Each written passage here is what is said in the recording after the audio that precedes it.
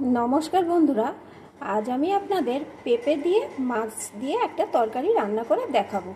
तार जोन्नो एखाने आमी एक पेঁপেके भालो करे धुए एरकम आलू भाजार मतो छोटो छोटो करे केटे निয়েছি। এখন আসুন বন্ধুরা একটা লাইক দিয়ে দেখতে থাকুন আমি এই রেসিপিটা কেমন করে করছি। পেঁপের তরকারিটা রান্নার জন্য এখানে আমি কয়েক পিস কাতলা মাছ নিয়েছি। সেই মাছটাকে আমি আগে থাকতেই লবণ হলুদ মাখিয়ে নিয়েছি। রান্নার জন্য এখানে আমি কড়াইতে পরিমাণ মতো সরষের তেল দিয়ে দিয়েছি। তেলটা গরম হয়ে গেছে। এখন আমি লবণ হলুদ মাখানো মাছের টুকরোগুলোকে দিয়ে প্রথমে ভেজে নেব।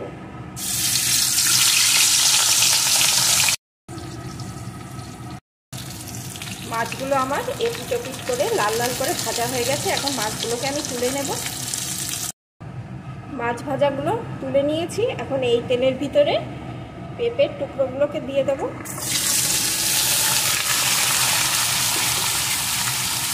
সাথেই দিয়ে দেবো একটু লবণ, একটু হলুদ গুঁড়ো। এখন পেঁপেটাকে সুন্দর করে ভেজে নেব। পেঁপেগুলোকে আমি ভেজে নিয়েছি। খুব লাল করে ভাজার দরকার নেই, যেহেতু তরকারি হবে মোটামুটি ভাজা হলেই হয়ে যাবে। এখন এই পেঁপেগুলোকে আমি একটা পাত্রে নামিয়ে নেব। পেঁপেগুলো তুলে নিয়েছি। এখন এই তেলের ভিতরে দিয়ে দিলাম একটা তেজপাতাকে ছিঁড়ে, একটা শুকনো লঙ্কা, একটু গোটা জিরে। এখন ফোড়নগুলোকে একটু লাল লাল করে ভেজে নেব। ফোড়নগুলো একটু লাল লাল করে ভেজে নিয়েছি। এখন এর ভিতরে দিয়ে দেব একটা কেটে রাখা টুকরো করে আলু। আলুটাকেও একটু ভেজে নেব। আলুটাকে একটু ভেজে নিয়েছি। এখন এর ভিতরে দিয়ে দেব একটা টমেটো কুচি, কয়েকটা চেরা কাঁচা লঙ্কা, 2 চামচ চা চামচের জিরে আদা বাটার পেস্ট, একটু লাল লঙ্কার গুঁড়ো।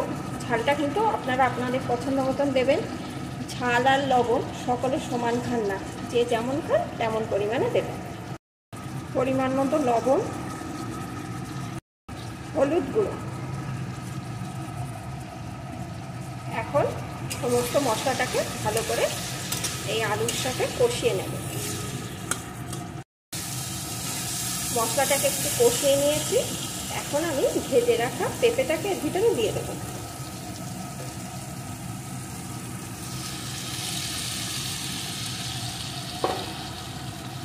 এখন পেঁপেটাকে দিয়েও আর একটু কষিয়ে নেব।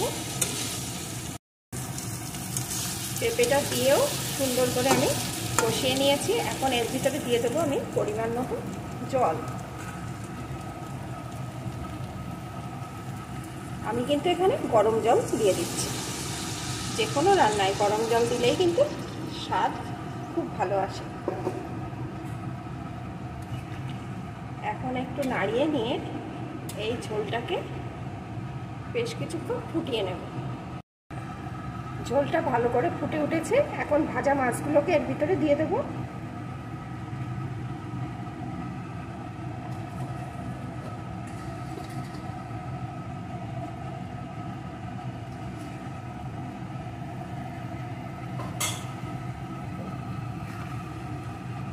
এখন আরও কিছুক্ষণ ভালো করে আমি ফুটিয়ে নেব।